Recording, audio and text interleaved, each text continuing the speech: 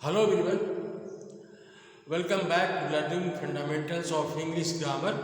This is Dr. Maurya and you are going to learn correct the following sentences that is under the common errors.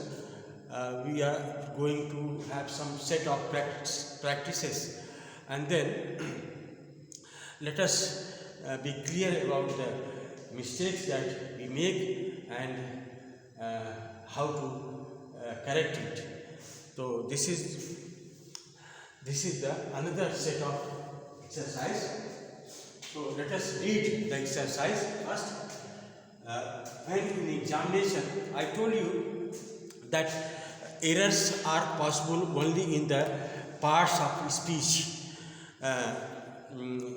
whether it is in noun, pronoun, adjective, adverb and other parts of speech. There is some or little mistake there that has to be corrected. तो अब हम इसको correct करेंगे. पहला देखेंगे कि let us discuss about the poems we have just read. Let us discuss about the poem. तो हमने आपको बताया था वर्ब वाले सेक्शन में कि कुछ ऐसे वर्ब्स होते हैं जिसके बाद प्रीपोजिशन नहीं लगता, और specially I told you about discuss and describe. ये डिस्कस हो या डिस्क्राइब हो या इंटर हो, इसके बाद जो है एक्टिव वॉइस में क्या नहीं लगता, प्रीपोजिशन नहीं लगता. तो ये वर्ब है और ये प्रीपोजिशन है, इसके बाद इसको नहीं लगना चाहिए और ये गलत है. ये सेंटेंस जो है गलत है. सही होगा late us discuss the poems we have just read. Let us discuss the poem we have just read. Not that let us discuss about the poem. ये गलत था. About लिखना यहाँ पर गलत था, इसलिए इसे यहाँ पर गलत काट कर सही बनाएंगे. तो सही में आप इसको you will rewrite. Common errors को स्कूल लेवल में हम लोग क्या करते हैं, टीचर्स जो है उसको कहते हैं कि इसको करेक्ट करो. करेक्ट करने के लिए उसी में नहीं बनाना होता, बल्कि आपको दूसरा रीराइट करके लिखना होता. रीराइट फिर से उसको लिखना होता, रीराइट करके. तो इसलिए अबाउट हटा दीजिएगा. Let us discuss about the poems we have just read. Right, let us discuss the poem, not about. Let us discuss the poems we have just read. अच्छा, now come to the second sentence is I have great pleasure to accept your offer. तो यहाँ पर to accept your offer न होकर के great pleasure in होता है. When you go to the preposition तो great pleasure in होता है. तो इस अगर great pleasure in होगा तो इसमें ing लगेगा. एक तो यहाँ गलती है, यहाँ पर in होगा, और दूसरा यहाँ पर जो है ing जुड़ जाएगा. I have great pleasure in accepting your offer. इसका सही होगा I have great pleasure in accepting your offer. तो इसमें दो गलती है. I have great pleasure in accepting your offer. Now come to the third. All my family members are now in Bangalore. All my family members are now in Bangalore.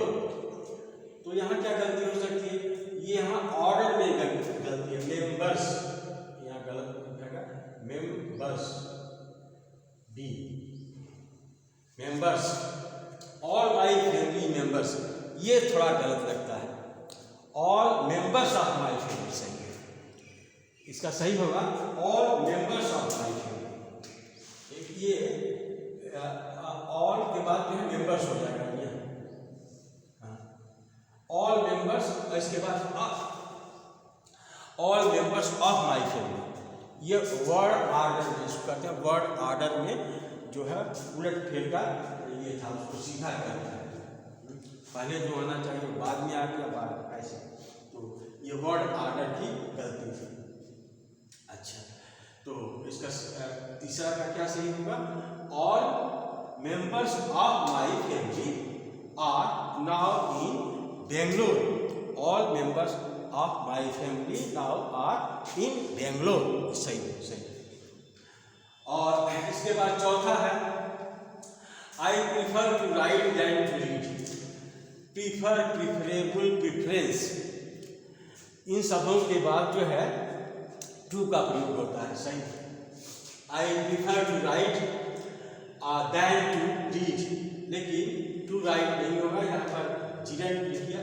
I prefer, इसको बदल सकते हो, यहाँ बदल दोगे, यहाँ बदल दोगे, बदल जाएगा। I prefer writing to reading.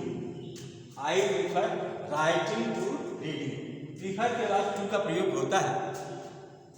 I prefer writing to reading, not to write and to read, ये गलत था।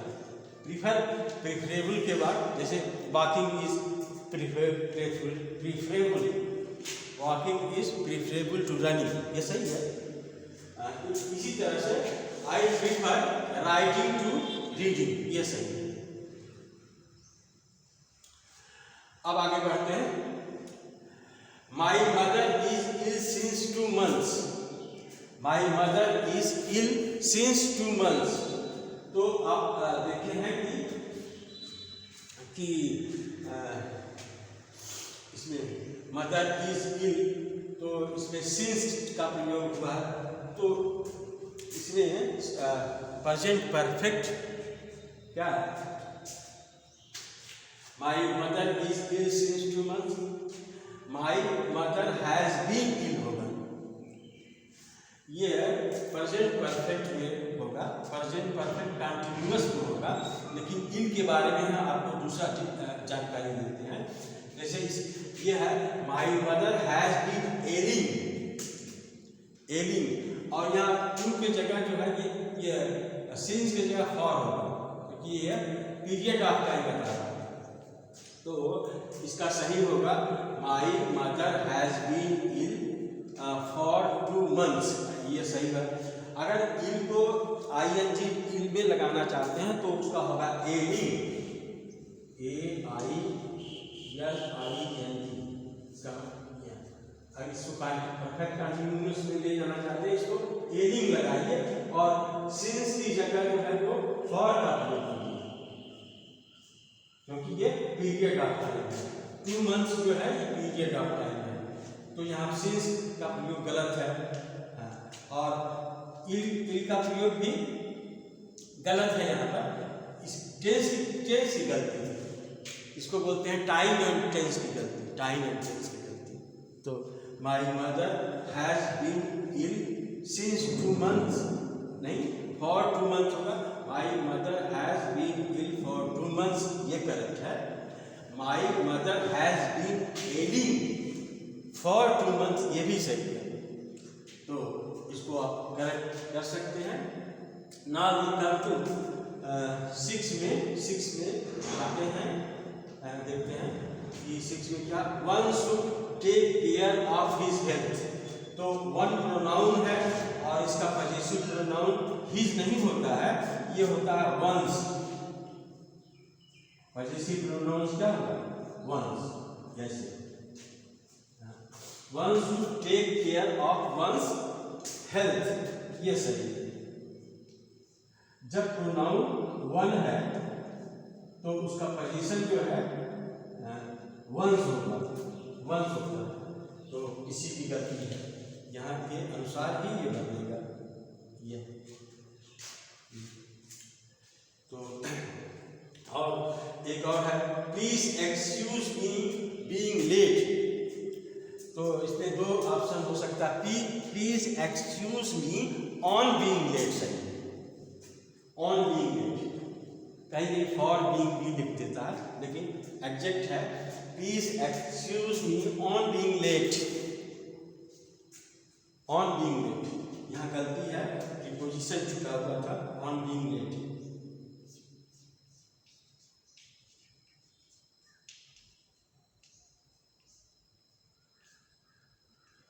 Please excuse me on being late. तो ऐसे फॉर बीइंग भी कहीं नहीं लिखा होता है, लेकिन एग्जैक्ट है ऑन बीइंग लेट। तो इन दिस वे आप ये देखें कि किस तरह से हमने इसकी पोस्टमार्टम हमने किया, इसकी व्याख्या की, एक्सप्लेन किया क्यों गलती है, क्या गलती था। तो इस तरह से हम देखते हैं और हम आगे बढ़ेंगे, क्योंकि ये this is the simple method कि कैसे गलती को हम करेक्ट करते हैं। अभी गलती इस प्रश्न को पूछने के कई तरीके डेवलप किए हैं।